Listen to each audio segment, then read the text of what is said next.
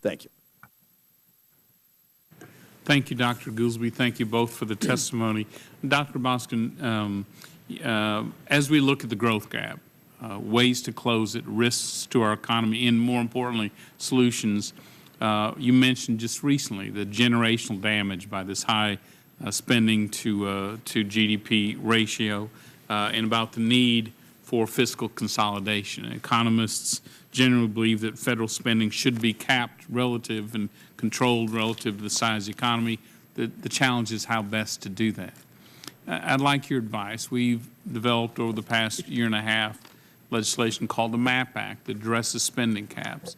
And the difference from past efforts is that we use two slightly different, we think, smarter metrics to do that. One is the numerator is a non-interest spending, that which is controlled by Congress, both discretionary and entitlement type spending. And the goal clearly there is to be able to gradually reduce what we can reduce without adding pressure on us to, push the Fed to keep interest rates, politically low to mask that debt. The second, the denominator, is potential GDP rather than estimated actual or a rolling average. And the thought being it's not as cyclical.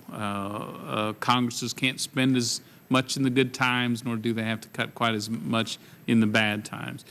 As we go forward, trying to find bipartisan solutions on fiscal consolidation, on gradually lowering the size of our government relative to the economy, are those metrics good ones to work off of?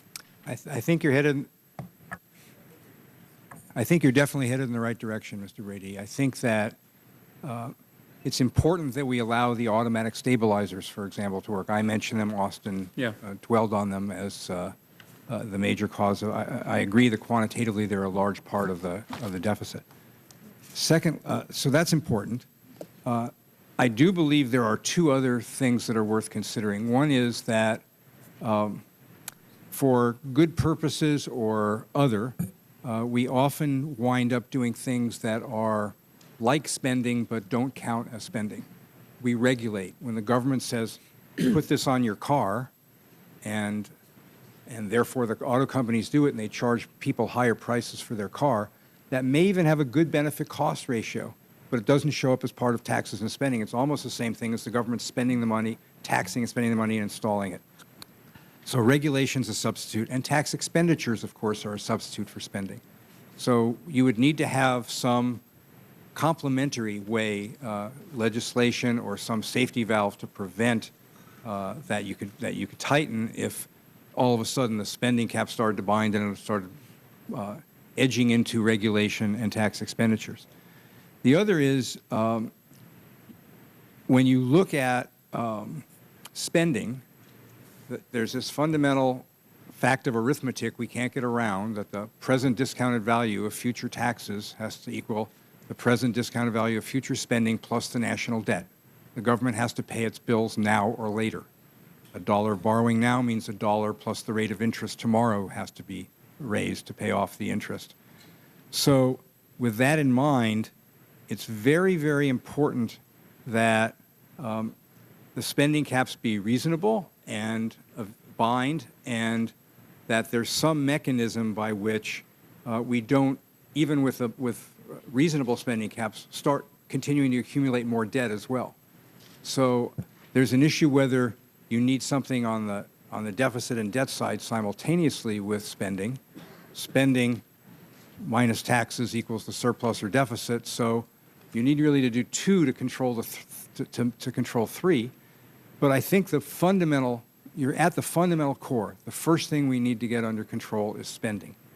We can argue, I think we would both agree that that should be done gradually as the economy recovers in the short run.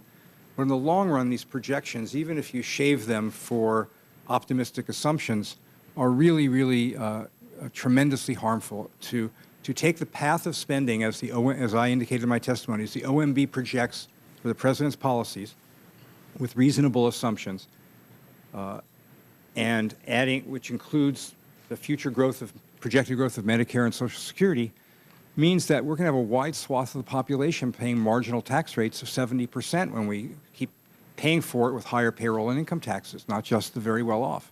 And it's hard to imagine in a generation from now that we can have a successful, dynamic, growing economy with a large fraction of Americans being a minority partner in their own labor.